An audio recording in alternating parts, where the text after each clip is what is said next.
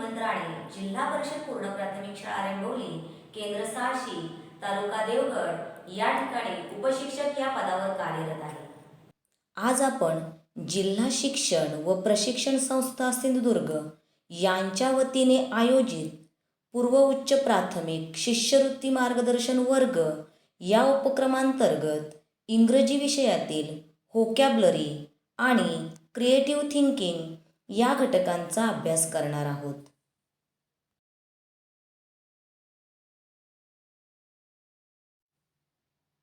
Vocabulary म्हणजे शब्दसंपत्ती किंवा शब्दसंग्रह. It gives students chance to apply vocabulary formally and informally. या घटकातून विद्यार्थ्यांना औपचारिक व अनौपचारिकरित्या शब्दांचा वापर करण्याची संधी मिळते. The aim of this unit is to encourage enrichment of vocabulary. विद्यार्थ्यांचा शब्दसंग्रह वाढविणे हा या घटकाचा उद्देश आहे. They will learn to deduce meaning from the context. विद्यार्थी दिलेल्या वाक्याच्या संदर्भाने शब्दांचा अर्थ लावण्यास शिकतात. It will make the learning process interesting. शब्दांच्या अभ्यासातून विद्यार्थ्यांची शिकण्याची क्रिया आनंददायी बनते.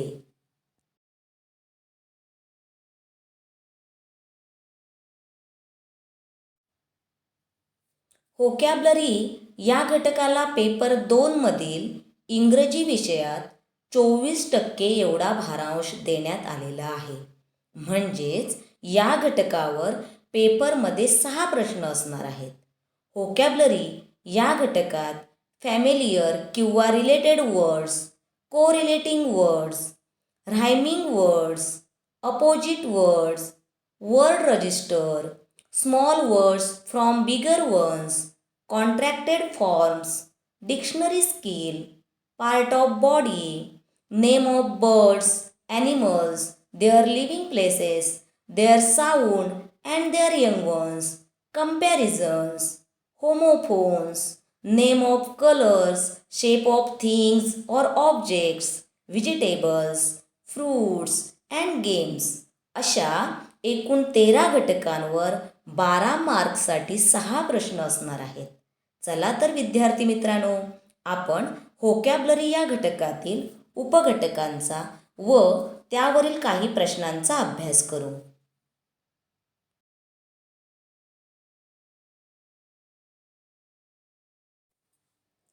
व्होकॅब्युलरीमधील पहिला उपघटक आहे writing familiar or related words with the given clues or pictures.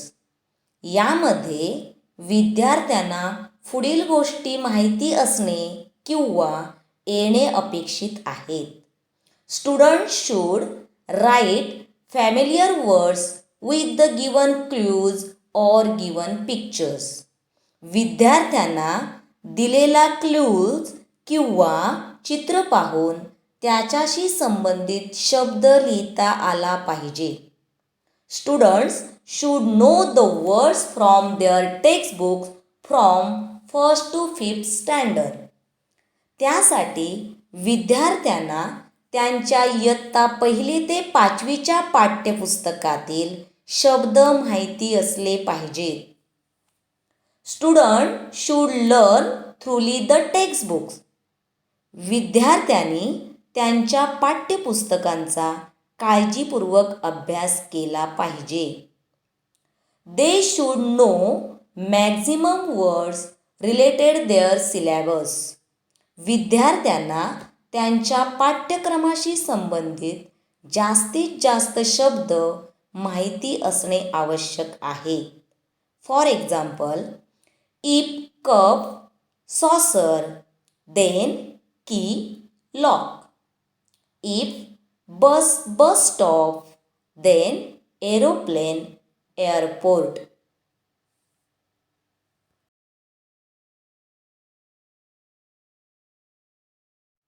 आता आपण या घटकावरील एक प्रश्न पाहू. विद्यार्थी मित्रांनो, इंग्लिश विषयातील प्रश्न सोडवताना आपण एक गोष्ट लक्षात ठेवायची आहे. आपल्याला पेपरमध्ये फक्त इंग्रजीमध्ये सूचना असणार आहे. म्हणून आपल्याला प्रश्नांच्या सूचनांचा अर्थ समजून घेणे आवश्यक आहे. आता आपण प्रश्न पाहू. चूज द करेक्ट अल्टरनेटिव्ह म्हणजे या ठिकाणी आपल्याला योग्य पर्याय निवडायचा आहे.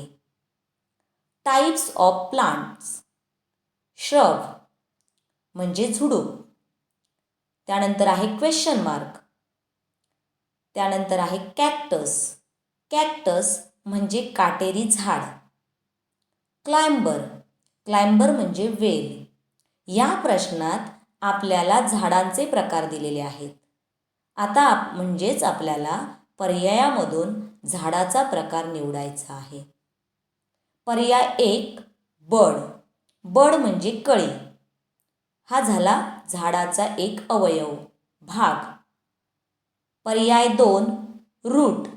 रूट म्हणजे मूळ. हा सुद्धा एक झाडाचा अवयव आहे. पर्याय 3 स्टेम. स्टेम म्हणजे खोड. हा सुद्धा एक झाडाचा अवयव आहे. पर्याय 4 हर्ब. हर्ब म्हणजे औषधी झाड, म्हणजे हा एक झाडाचा प्रकार आहे. म्हणून या प्रश्नाचे उत्तर पर्याय क्रमांक 4 हर्ब हे आहे.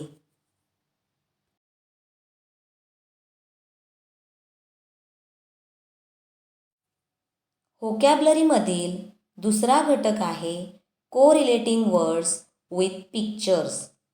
It is a playway method of learning the action words and describing words with the help of pictures.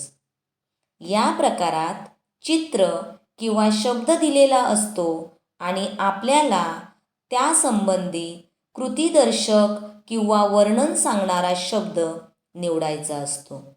त्यामुळे ही एक खेळातून शिकण्याची पद्धत आहे. It helps to increase vocabulary. ही पद्धत आपला शब्दसंग्रह वाढविण्यास खूप उपयुक्त आहे. For example, identify the incorrect action word related to given pictures. या प्रश्नामध्ये आपल्याला दिलेल्या चित्राशी संबंधित नसलेला इनकरेक्ट म्हणजे चुकीचा कृतीदर्शक शब्द आपल्याला शोधायचा आहे. विद्यार्थी मित्रांनो, या प्रश्नामध्ये बऱ्याच वेळा आपण घाई करून काही अगदी साध्या चुका करतो. या ठिकाणी काय म्हटलं आहे, तर या चित्राशी चुकीचा कृतीदर्शक शब्द आपल्याला निवडायचा आहे. आपण काय करतो, त्या चित्राशी संबंधित कृतीदर्शक शब्द दिसला की आपण तो पर्याय लिहून मोकळे होतो.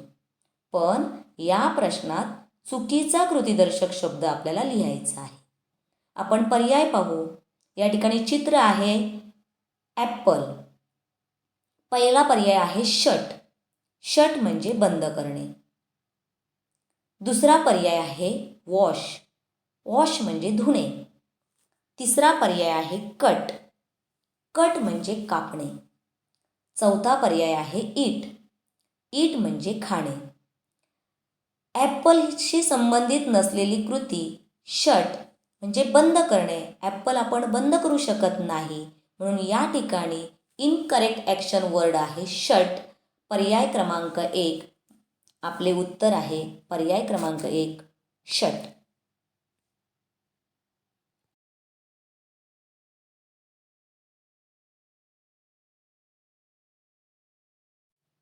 आपण या घटकावरील अजून एक प्रश्न पाहू. या ठिकाणी प्रश्न आहे सिलेक्ट द करेक्ट ऑप्शन. म्हणजे आपल्याला या प्रश्नात प्रश्नचिन्हाच्या जागी दिलेल्या पर्यायातून योग्य पर्याय निवडायचा आहे. या ठिकाणी दिलेल्या डायग्रॅममध्ये मध्ये आहे निडल हा शब्द. निडल म्हणजे सुई आणि त्याच्या 4 कोपऱ्यावर त्या निडल या शब्दाशी संबंधित कृती दिलेल्या आहेत. पहिली कृती आहे स्ट्रिंग. स्ट्रिंग म्हणजे ओवणे. दुसरी कृती आहे स्व्यू. स्व्यू म्हणजे शिवणे. तिसरी कृती आहे हेम. हेम म्हणजे दुमड घालणे. म्हणजेच या चौथ्या ठिकाणी प्रश्नचिन्हाच्या जागी सुईने करण्याची कृती येणे किंवा लिहिणे अपेक्षित आहे. म्हणून आपण पर्याय पाहू. पहिला पर्याय आहे टॉस. टॉस म्हणजे नाणेफेक किंवा उडवणे. दुसरा पर्याय आहे स्पिल. स्पिल म्हणजे उतू जाणे. तिसरा पर्याय आहे ब्लिंक. ब्लिंक म्हणजे लुकलुकणे. आणि चौथा पर्याय आहे स्टिच. स्टिच म्हणजे टाका घालणे म्हणजेच शिवणे. म्हणून या ठिकाणी सुईशी संबंधित असलेली कृती आहे स्टिच. म्हणून या प्रश्नाचे उत्तर पर्याय क्रमांक 4 स्टिच हे येईल.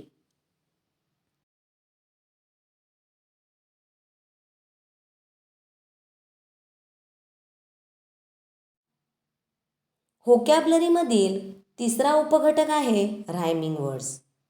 The words that rhyme with each other are called rhyming words. जे शब्द एकमेकाशी लय निर्माण करतात त्यांना रायमिंग वर्ड्स म्हणतात.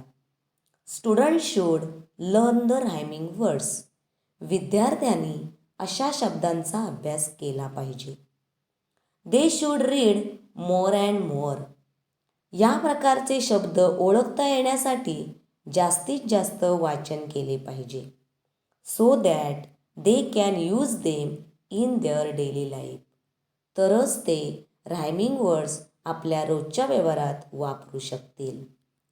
For example, wake, make, cut, but, hit, seat, can, man, call, ball.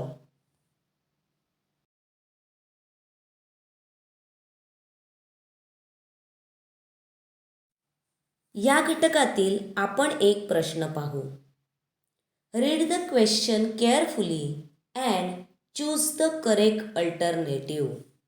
या ठिकाणी काही शब्दांच्या जोड्या दिलेल्या आहेत व यातील रायमिंग वर्डची योग्य जोडी आपल्याला ओळखायची आहे. ही जोडी ओळखण्यासाठी आपल्याला ते शब्द योग्य उच्चारासह वाचून पाहावे लागतील. गेट, स्प्राउट, डक, लक, जार, जग, आऊल, स्टूल. चारही जोड्या वाचून आपल्या लक्षात येते की पर्याय 2 मधील दोन्ही शब्दांचा उच्चार एका लयीत होतो. म्हणजेच हे शब्द एकमेकाशी रायमिंग निर्माण करतात. म्हणून या प्रश्नाचे उत्तर आहे option number 2, duck, luck.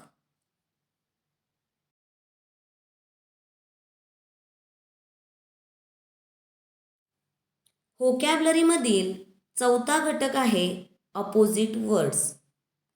The words indicating opposite characters are opposite words. जो शब्द दिलेल्या शब्दाचा विरुद्ध अर्थ दर्शवितो त्या शब्दास अपोजिट वर्ड म्हणतात. Opposite words are useful to enrich students vocabulary. या शब्दांमुळे विद्यार्थ्यांचा शब्दसंग्रह समृद्ध होतो. Students should learn their textbook from 1st to 5th standard. यासाठी विद्यार्थ्यांनी इयत्ता 1 ते 5वीच्या इंग्रजी पाठ्यपुस्तकांचा अभ्यास करणे आवश्यक आहे. For example, close, open, fast, slow, cold, hot.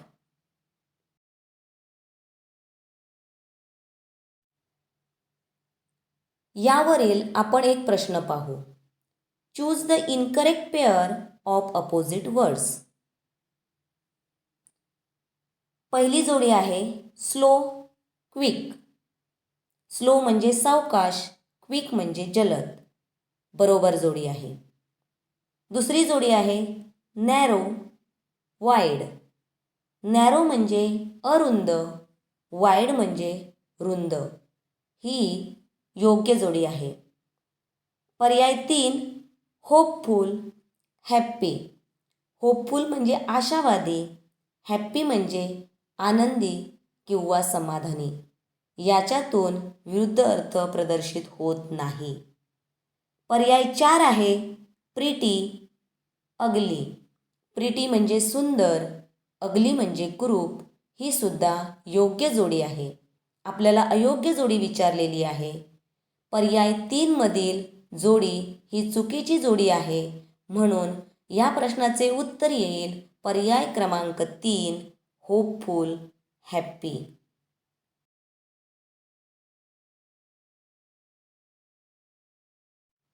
व्होकॅब्युलरीमधील पुढचा घटक आहे writing word register. The range of vocabulary grammar used by speaker in particular social circumstances and context. याचा अर्थ असा होतो की वर्ड रजिस्टर म्हणजेच एखाद्या परिस्थितीशी किंवा संदर्भाशी संबंधित शब्दांची यादी. For example, hospital, doctor, patient, nurse, medicine, injection, health. दुसरा आहे school, teacher, students, peons, library, books, exams.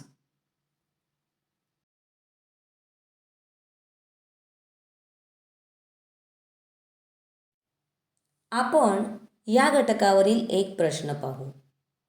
Choose the correct alternative. या प्रश्नात आपल्याला दिलेल्या चित्राशी संबंधित योग्य शब्द ओळखून निवडायचा आहे.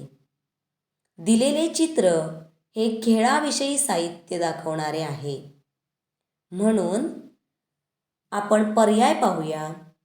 पहिला पर्याय आहे हॉस्पिटल, दुसरा पर्याय आहे फूड, तिसरा पर्याय आहे लायब्ररी आणि चौथा पर्याय आहे स्पोर्ट. म्हणून आपले उत्तर येईल पर्याय क्रमांक 4 sport.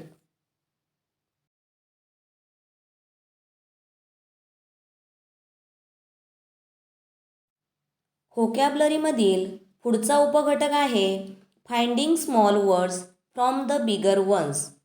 A words having more number of words is given. या प्रश्न प्रकारात आपल्याला जो शब्द दिलेला असतो तो असा शब्द असतो की ज्या शब्दात एक किंवा एकापेक्षा अधिक शब्द असतात. Students will be able to make small words using this letter from the given bigger word. यामध्ये विद्यार्थ्यांना दिलेल्या मोठ्या शब्दातील अक्षरांचा वापर करून नवीन छोटे शब्द तयार करता येणे अपेक्षित आहे. फॉर एक्झाम्पल, गोल्ड, गोल्ड या शब्दामधून ओल्ड हा शब्द तयार होतो. स्पॅरो, स्पॅरो या शब्दामधून ॲरो, रो असे शब्द तयार होतात.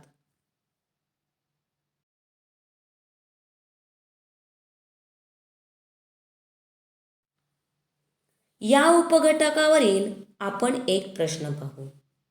प्रश्न, how many small meaningful words will be form using the word meat in order.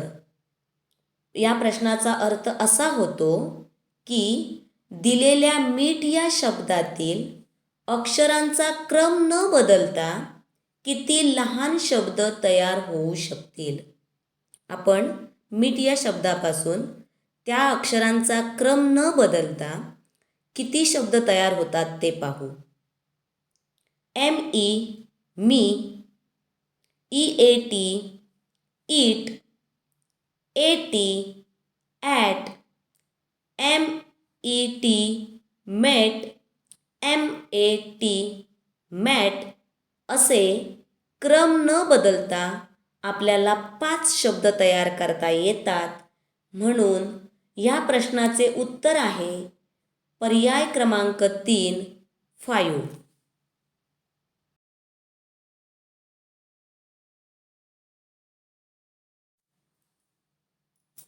व्होकॅब्युलरीमधील पुढील म्हणजेच 7वा उपघटक आहे using or writing contracted forms.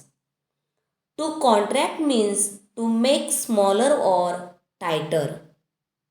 Contract म्हणजे दिलेल्या शब्दाचे संक्षिप्त रूप तयार करणे किंवा तो शब्द आकुंचित करणे.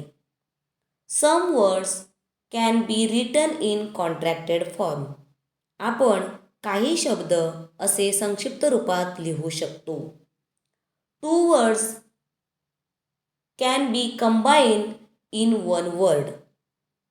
यामध्ये 2 शब्द एकत्र येऊन असे संक्षिप्त रूप तयार होते. When we write contracted form some alphabets are eliminated. असे संक्षिप्त रूप तयार होत असताना काही अल्फाबेट्स लोप पावतात व ती जागा ॲपॉस्ट्रॉफीने दाखवली जाते. For example, did not, didn't. या ठिकाणी डिड नॉटमधील 2 शब्द एकत्र आलेले आहेत व नॉटमधील ओ हे अक्षर लोप पावून ती जागा ॲपॉस्ट्रॉफीने दाखवलेली आहे. Are not, aren't. या ठिकाणी सुद्धा आर आणि नॉट हे 2 शब्द एकत्र आले आहेत आणि नॉटमधील ओ हे अक्षर लोप पावले आहे आणि ती जागा ॲपॉस्ट्रॉफीने दाखवलेली आहे.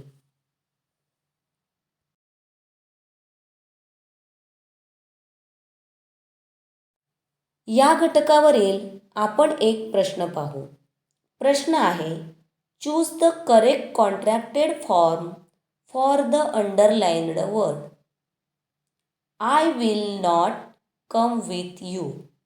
अंडरलाईन केलेले शब्द आहेत विल नॉट. आपल्याला विल नॉट या शब्दाचे कॉन्ट्रॅक्टेड फॉर्म तयार करायचे आहे आणि विद्यार्थी मित्रांनो लक्षात ठेवा विल नॉट या शब्दाचे कॉन्ट्रॅक्टेड फॉर्म विलंट असे न होता वोंट असे होते आणि म्हणून या प्रश्नाचे उत्तर आहे पर्याय क्रमांक 1, ओंट.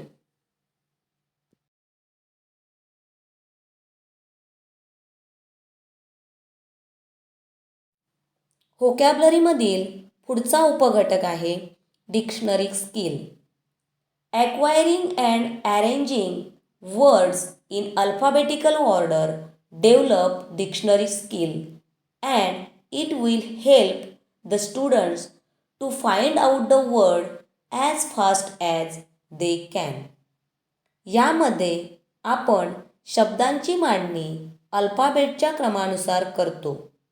त्यामुळे आपल्यात शब्दकोश हाताळण्याचे कौशल्य निर्माण होते आणि आपण शब्दकोशातून आपणास हवा असलेला कोणताही शब्द चुटकीसरशी शोधू शकतो.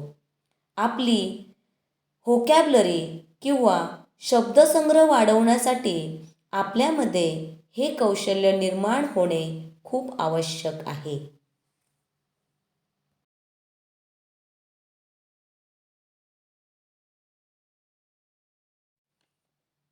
आता आपण या घटकावरील एक प्रश्न पाहू. प्रश्न आहे by arranging the given words in alphabetical order which word will be in the middle position. शब्द आहेत forehead, eyelid, eyebrow, eyelash, elbow. या प्रश्नात आपल्याला दिलेल्या शब्दांची मांडणी अल्फाबेटच्या क्रमानुसार करायची आहे आणि त्यानुसार कोणता शब्द मध्ये येणार आहे हे शोधायचे आहे. यामध्ये 5 शब्द आहेत. प्रथम आपण दिलेल्या या 5ही शब्दांचे पहिले अक्षर पाहूया. दिलेल्या शब्दांपैकी एका शब्दाचे पहिले अक्षर एफ आहे तर उरलेल्या 4 शब्दांचे पहिले अक्षर ई हे आहे.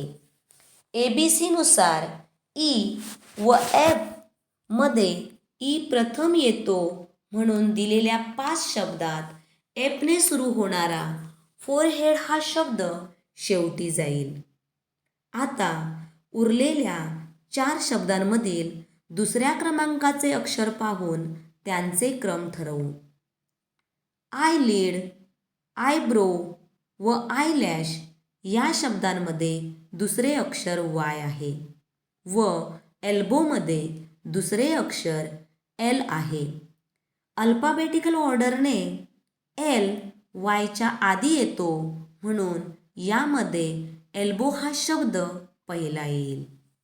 आता राहिलेल्या 3 शब्दांचा क्रम लावताना तिसरे अक्षर पाहू.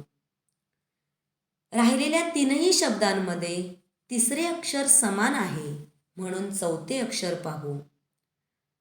चौथे अक्षर आयलिड व आयलॅशमध्ये समान आहे, मात्र आयब्रोमध्ये बी हे अक्षर आहे.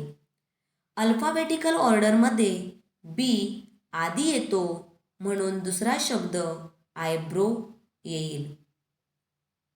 आता आपल्याला आयलिड व आयलॅशमधील क्रम ठरवायचा आहे. यामध्ये आपण 5वे अक्षर पाहू. आयलिडमध्ये 5वे अक्षर आय आहे व आयलॅशमध्ये 5वे अक्षर ए आहे. अल्फाबेटिकल ऑर्डरमध्ये ए आधी येतो म्हणून तिसरा शब्द आयलॅश व चौथा शब्द येईल आयलिड व 5वा शब्द आपण पहिलाच पाहिलेला आहे फोरहेड. म्हणजे आपण ठरवलेल्या क्रमानुसार क्रम असा येईल: 1 एल्बो, 2 आयब्रो, 3 आयलॅश, 4 आयलिड व 5 फोरहेड. म्हणजेच आपण लावलेल्या क्रमानुसार आयलॅश हा शब्द मध्ये येतो आणि आयलॅश असलेला पर्याय आहे पर्याय क्रमांक 3, म्हणून आपल्या प्रश्नाचे उत्तर आहे पर्याय क्रमांक 3 आयलॅश.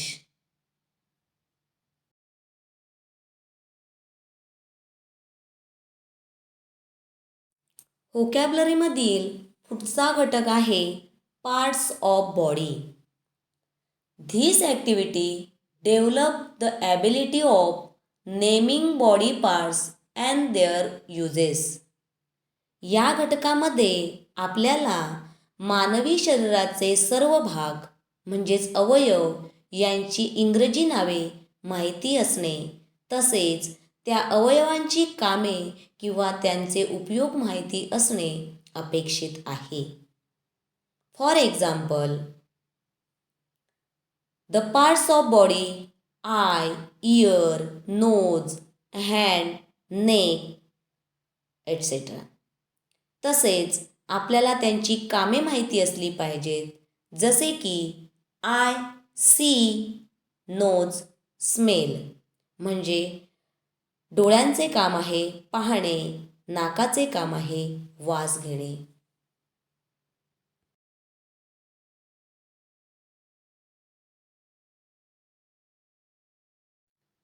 आता आपण या घटकावरील एक प्रश्न पाहू. प्रश्न आहे, choose the proper related word in the place of question mark. या प्रश्नात आपल्याला प्रश्नचिन्हाच्या जागी योग्य शब्द म्हणजेच योग्य पार्ट ऑफ बॉडी लिहायचा आहे. दिलेल्या 4 बॉक्समध्ये काही कृती म्हणजेच ॲक्शन दिलेल्या आहेत. या ॲक्शन आपण कोणत्या पार्ट ऑफ बॉडीने करतो हे ठरवून आपण पर्याय निवडणार आहोत. कॅच झेल घेणे, ईट खाणे, राईट लिहिणे, वर्क काम करणे. या सर्व कृती आपण हाताने करतो. म्हणजेच या ठिकाणी या सगळ्या कृतींसाठी आपण हँड हा पार्ट्स ऑफ बॉडी वापरतो. म्हणून या प्रश्नाचे उत्तर पर्याय क्रमांक 1 हँड हे येईल.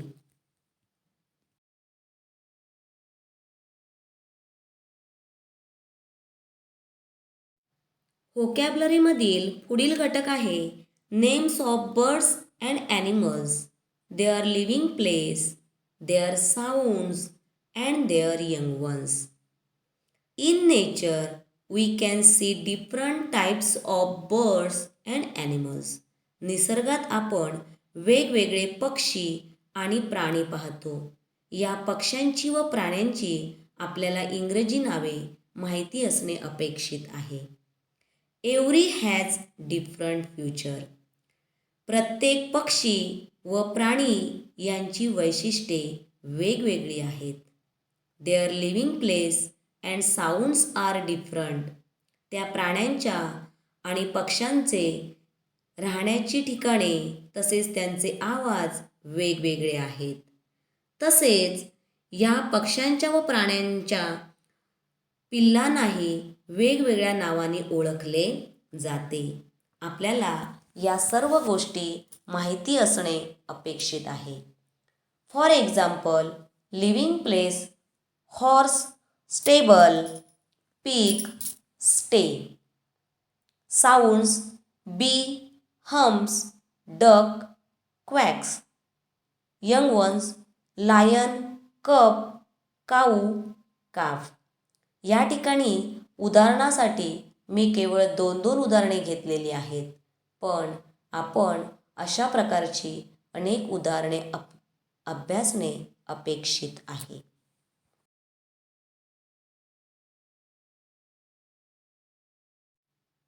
आता आपण या घटकावरील एक प्रश्न पाहू.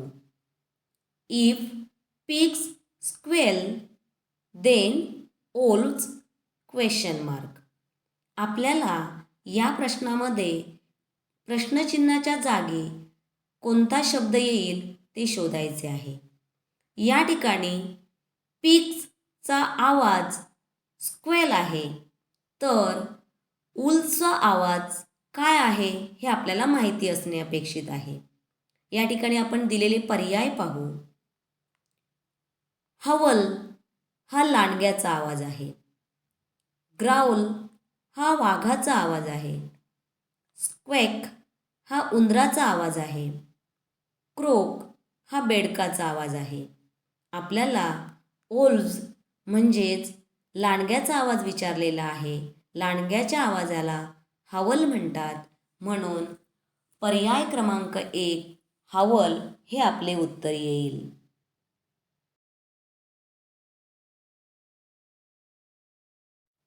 व्होकॅब्युलरीमधील पुढचा उपघटक आहे कंपॅरिझन.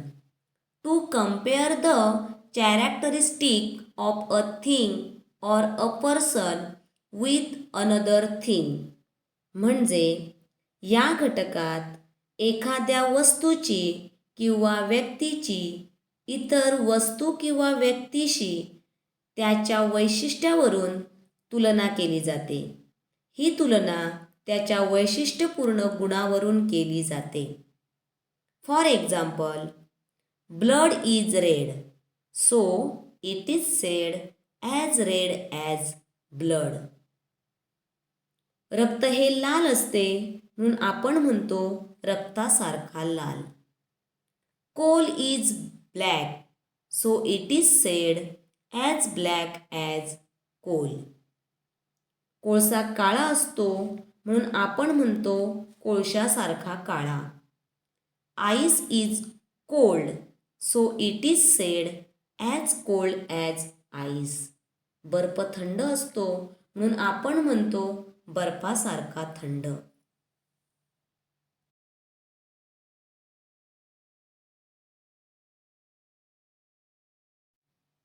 आता आपण या घटकावरील प्रश्न पाहू. प्रश्न आहे, identify the wrong pair of comparison. या प्रश्नात आपल्याला तुलनेचा चुकीचा पर्याय शोधायचा आहे. यासाठी आपण प्रथम पर्याय वाचून बघू. पहिला पर्याय आहे ॲज प्राऊड ॲज पिकॉक, म्हणजे मोरासारखा सुंदर किंवा शोभिवंत. मोर सुंदर असतो, शोभिवंत दिसतो, म्हणजे हा पर्याय बरोबर आहे. दुसरा पर्याय आहे ॲज डर्टी ॲज पिग. डुकरासारखा गलिच्छ किंवा घाणेरडा. डुक्कर घाणीत राहतो म्हणून आपण हा शब्दप्रयोग वापरतो. हा पर्याय बरोबर आहे. तिसरा पर्याय आहे as fast as leopard. Leopard म्हणजे चित्ता. चित्त्यासारखा वेगवान. चित्ता हा खूप फास्ट पळतो म्हणून हाही पर्याय बरोबर आहे. चौथा पर्याय आहे ॲज कनिंग ॲज ऑक्स. कनिंग म्हणजे धूर्त किंवा कपटी. ऑक्स म्हणजे बैल. बैल हा धूर्त किंवा कपटी नसतो, तर फॉक्स म्हणजे कोल्हा धूर्त असतो. म्हणून या ठिकाणी ॲज कनिंग ॲज फॉक्स असे पाहिजे, परंतु या ठिकाणी ॲज कनिंग ॲज ऑक्स आहे म्हणून हा पर्याय चुकीचा आहे. यामुळे या प्रश्नाचे उत्तर पर्याय क्रमांक 4 ॲज कनिंग ॲज ऑक्स हे आहे.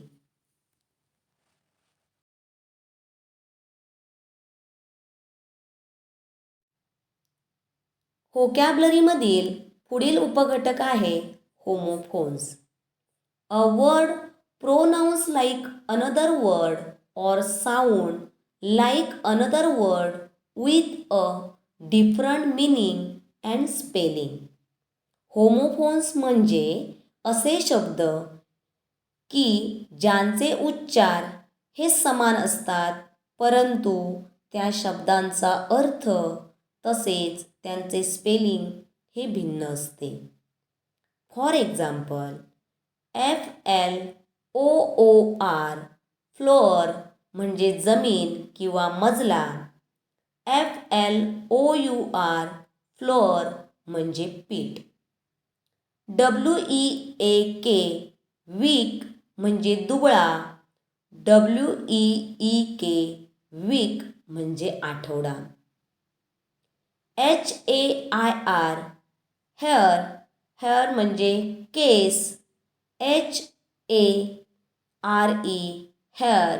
हेअर म्हणजे ससा. अशा प्रकारे उच्चार समान परंतु स्पेलिंग तसेच त्यांचा अर्थ भिन्न असतो अशा शब्दांना आपण होमोफोन्स म्हणतो.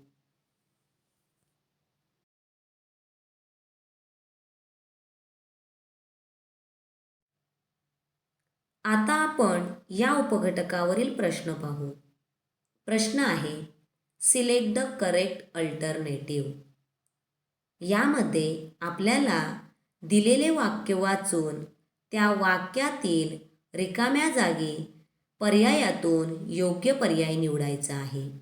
वाक्य आहे let's make a dash dash for shopping. वाक्य वाचून आपल्याला असे लक्षात येते की आपल्याला शॉपिंगची लिस्ट बनवायची आहे. म्हणून पर्यायातून आपल्याला लिस्ट म्हणजे यादी या अर्थाचा शब्द शोधायचा आहे. प्रथम आपण सर्व शब्दांचे वाचन करू. 1 लिस्ट, 2 लिस्ट, 3 लिस्ट, 4 लिस्ट. यामध्ये आपण पाहिले की पर्याय 1, 2 व 4 यांचा उच्चार लिस्ट असा होतो, परंतु त्यांचे स्पेलिंग वेगळे आहे.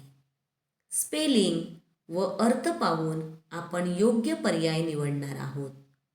पर्याय 1 LIST लिस्ट म्हणजे यादी. पर्याय 2 LEAST लिस्ट म्हणजे किमान किंवा कमीत कमी.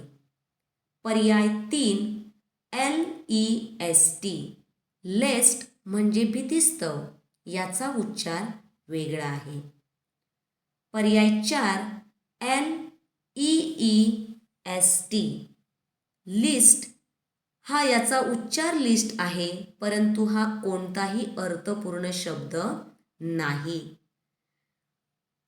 पर्यायातून आपला पर्याय आहे लिस्ट म्हणजे यादी, पर्याय क्रमांक 1 म्हणून आपल्या प्रश्नाचे उत्तर पर्याय क्रमांक 1 लिस्ट आहे.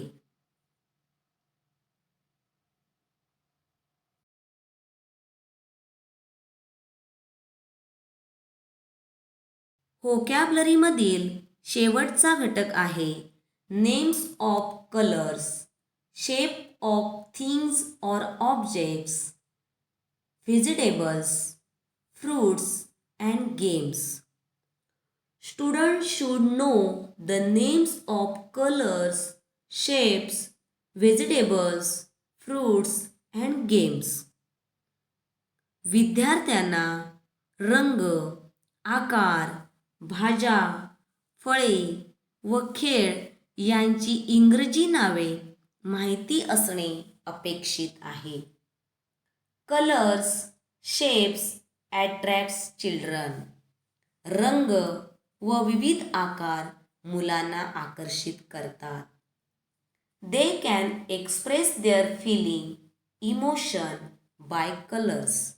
मुले त्यांच्या जाणीवा किंवा संवेदना व भावना रंगांच्या साहाय्याने व्यक्त करतात. Student will increase their curiosity by observation. या प्रकारच्या निरीक्षणातून विद्यार्थ्यांची जिज्ञासा वाढत जाते. For example, colours name red, green. Shapes circle, triangle. Vegetable onion, brinjal. Fruits mango, orange. Games kho-kho, hide and sick.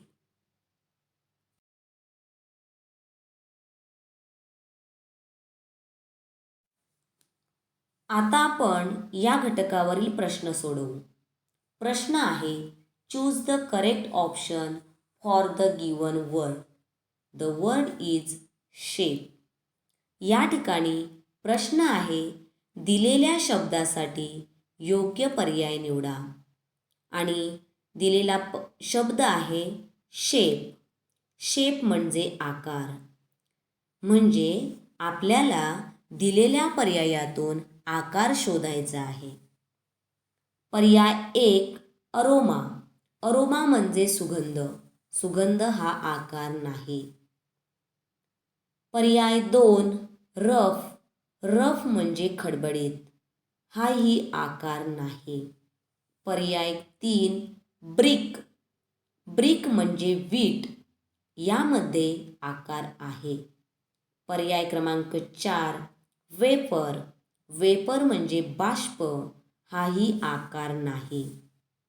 दिलेल्या पर्यायात फक्त पर्याय क्रमांक 3 ब्रिक हा एक आकार आहे. म्हणून आपले उत्तर आहे पर्याय क्रमांक 3 brick.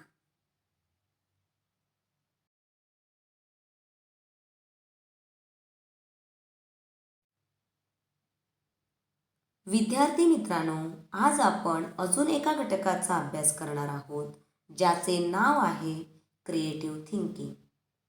Creative thinking is one of the important skill in language learning process. Creative thinking म्हणजेच सर्जनशील विचार हे एक भाषा अभ्यासाचे किंवा भाषा शिकण्याचे एक महत्त्वाचे कौशल्य आहे. It will give an opportunity to the student to express their idea. यामध्ये विद्यार्थ्यांना त्यांची कल्पनाशक्ती किंवा त्यांचे सर्जनशीलतेचे कौशल्य दाखवण्याची संधी मिळते. या घटकाला आपल्या शिष्यवृत्ती परीक्षेतील इंग्रजी विषयात 12% एवढा भारांश देण्यात आलेला आहे. म्हणजेच या घटकावर 6 मार्क्ससाठी 3 प्रश्न विचारले जाऊ शकतात. यामध्ये 3 उपघटकांचा समावेश होतो. 1 advertisement, mottos and messages. 2 solving puzzles with the given clues. 3 solving riddles with the given clues. चला तर मित्रांनो, आपण या घटकावरील काही प्रश्नांचाही अभ्यास करू.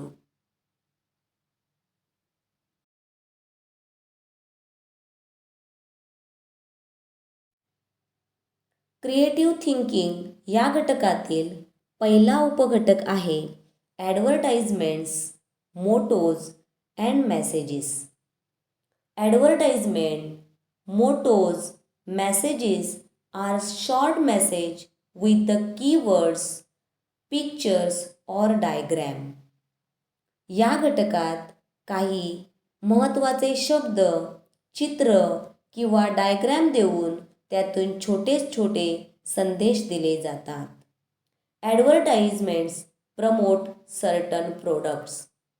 जाहिरात खात्रीदायक उत्पादनाचा प्रचार करते.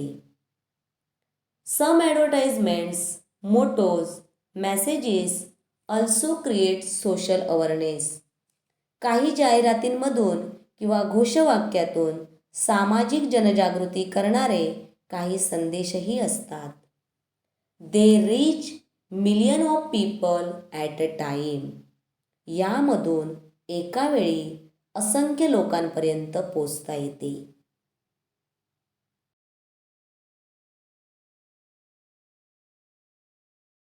आता आपण या घटकावरील काही प्रश्न पाहू.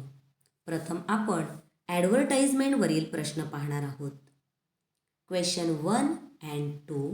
Read the advertisement carefully and choose the correct option. या ठिकाणी एक ॲडव्हर्टाइजमेंट दिलेली आहे व त्यावर आधारित 2 प्रश्न विचारलेले आहेत. आपल्याला ती जाहिरात लक्षपूर्वक वाचायची आहे आणि त्यानंतर त्यावर आधारित प्रश्नांची योग्य उत्तरे द्यायची आहेत. आपण जाहिरात वाचू. महासेल shirt and jeans offer buy 1 get 3 ₹200 ओनली. आता आपण जाहिरातीवरील पहिला प्रश्न वाचू. Question 1. The special offer is. या प्रश्नामध्ये आपल्याला जाहिरातीमध्ये कोणती ऑफर देण्यात आली आहे हे विचारले. आपण या ठिकाणी जाहिरातीमध्ये पाहू शकतो ऑफर बाय 1 गेट 3 म्हणजे पर्यायामधून आपल्याला ही ऑफर दाखवणारा पर्याय शोधावा लागेल. पर्याय वाचू. पर्याय 1 बाय 1 गेट 1. पर्याय 2 बाय 1 गेट 2.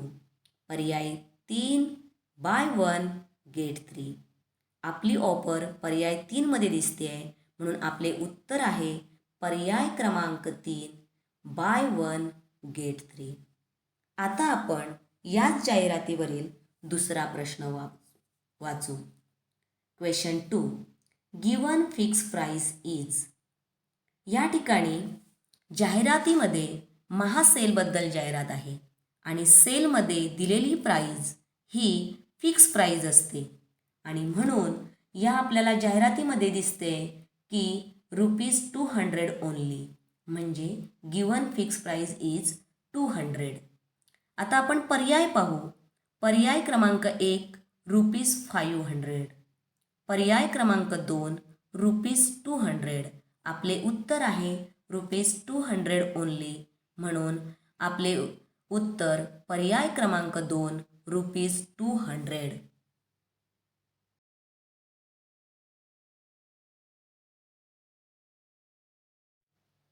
क्रिएटिव्ह थिंकिंगमधील मोटो या प्रकारावर आपण आता प्रश्न पाहणार आहोत. क्वेश्चन 3. Complete the motto. या प्रश्नामध्ये आपल्याला दिलेले घोषवाक्य योग्य पर्याय घेऊन पूर्ण करायचे आहे. मोटो आहे dash dash are our friends. आपण पर्याय पाहू. पर्याय 1 लायब्ररी म्हणजे ग्रंथालय. पर्याय 2 बुक्स पुस्तके. पर्याय 3 टीचर.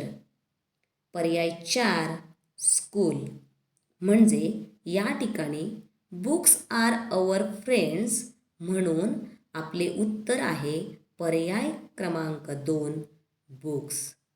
आता आपण याच घटकातील मेसेजेस यावर आधारित चौथा प्रश्न पाहणार आहोत. Question 4. Look at the greeting card, read the message, choose the proper date. या प्रश्नामध्ये आपल्याला दिलेला संदेश वाचून हा संदेश ज्या संदर्भात आहे तो दिवस आपल्याला ओळखायचा आहे. यासाठी आपल्याला सामान्य ज्ञानमधील स्पेशल डेज माहिती असणे अपेक्षित आहे. आपण मेसेज वाचू. Dear teacher, we love you so much, your students. हा मेसेज शिक्षकांसंबंधी आहे, म्हणजे यामधून आपल्याला शिक्षक दिन म्हणजेच टीचर्स डे लक्षात येतो. हा शिक्षक दिन म्हणजेच टीचर्स डे 5 सप्टेंबरला असतो. म्हणून आपल्या प्रश्नाचे उत्तर पर्याय क्रमांक 1 ऑन 5 सप्टेंबर हे येईल. आपण आपल्या फक्त माहितीसाठी इतरही पर्याय वाचू. पर्याय 2 ऑन 15 ऑगस्ट.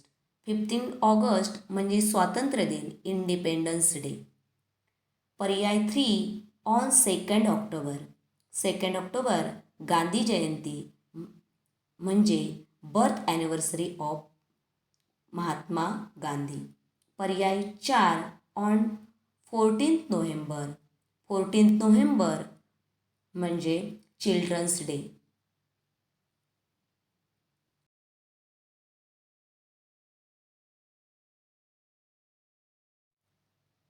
क्रिएटिव्ह थिंकिंगमधील दुसरा घटक आहे solving puzzles with the given clues.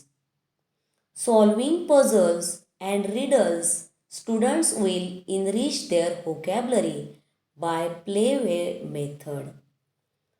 शब्दकोडी सोडवणे ही मुलांची शब्दसंपत्ती वाढवण्याची क्रीडात्मक पद्धती आहे. They have to read more and more. त्यासाठी मुलांनी जास्तीत जास्त वाचन करणे अपेक्षित आहे.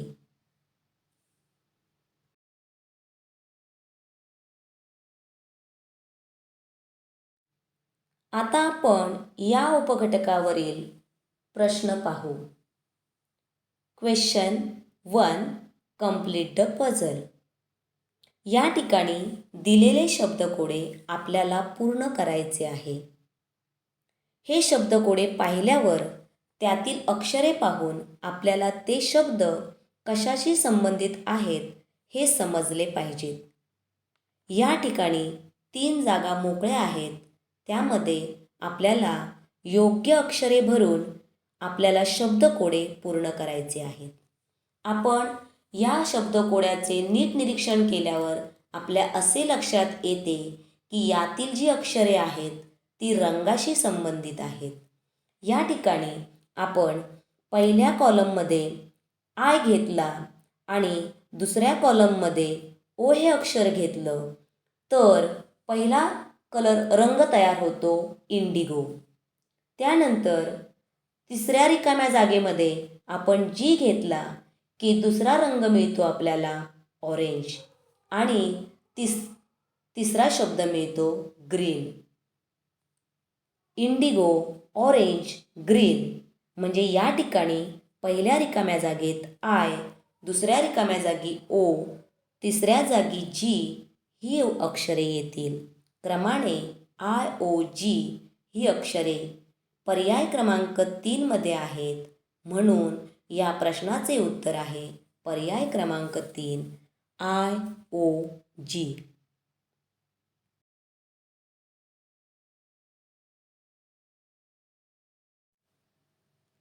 क्रिएटिव्ह थिंकिंगमधील शेवटचा उपघटक आहे solving given riddles with the given clues. Riddle can be solve with help of comprehension skill and vocabulary gain. यामध्ये विद्यार्थ्यांनी आपल्या शब्दसंपत्तीच्या साहाय्याने आपले आकलन कौशल्य वापरून दिलेले कोडे सोडवायचे असते. Clues help to solve riddle by play method. दिलेला संकेत आपल्याला कोडे सोडवण्यासाठी उपयुक्त ठरतो.